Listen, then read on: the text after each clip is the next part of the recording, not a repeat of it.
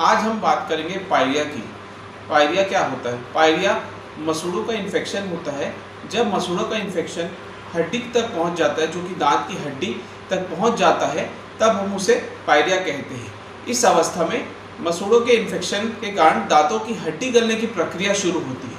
ये क्यों होता है? ये बेसिकली इसलिए होता है क्योंकि शुरुआत में हमारे मसूड़े स्वस्थ रहते हैं। हम मसूड़ों के दांतों के ऊपर कचरा जमने लगता है, प्लाक के कारण हम मुंह के स्वास्थ्य का ध्यान नहीं रखते। उसके वजह से क्या होता है कि शुरू में मसूड़ों में इन्फेक्शन होता है। उसके बाद फिर ये हम फिर से अगर हम दांतों की सफाई नहीं कराते हैं या नियमित रूप से ब्रश नहीं करते हैं तो मसूड़ों की जगह खुलने लगती है, मसूड़ों में ब्लड आता है। सबसे कॉमन सिम्टम है या लक्षण है मसूड़ों के इन्फेक्शन का या पायरिया का, ब्रश करने में ब्लड आना या मसूड़ों से ब्लड आना, मसूड़ों के बीच में खाना फंसना, दांतों के बीच में खाना फंसना, दांतों का ढीला हल्का फुल्का ढीला होता है शुरुआत में।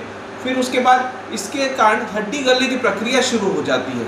इसे हम पायरिया होते हैं। यह बहुत गंभीर स्थिति होती है। और इसके बाद क्या होता है, अगर हम फिर भी ध्यान नहीं देंगे तो दांतों की हड्डी इतनी गल जाती है कि हमें दांत पूरे हिलने लग जाते हैं और दांत बाहर निकल के आ जाते हैं। तो इसीलिए पायरिया को बचाने का जो तरीका है वो है कि हमें नियमित रूप से 2 बार ब्रश करना चाहिए, रेगुलर डेंटल चेकअप कराना चाहिए, नियमित रूप से हमें अपने डेंटिस्ट से दांतों की सफाई करवाना चाहिए। इससे क्या होगा कि जो मसूड़ों का इन्फेक्शन है वो नीचे हड्डियों तक नहीं पहुँचेगा।